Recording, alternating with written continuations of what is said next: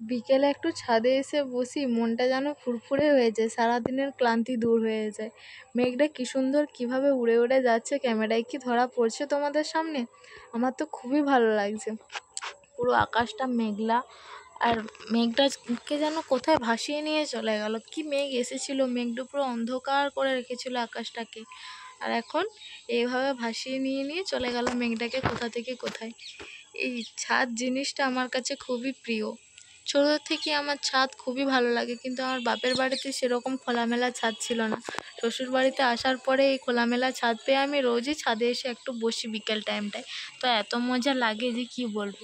পুরো আকাশটার দিকে চেয়ে থেকেই আমার সময় পেরিয়ে যায়। তোমাদের আর কার কার ছাদ ভালো লাগে অবশ্যই জানিও। আর এই মেঘে ভরা আকাশ দেখতে আরও না কত ভালো লাগে সবার।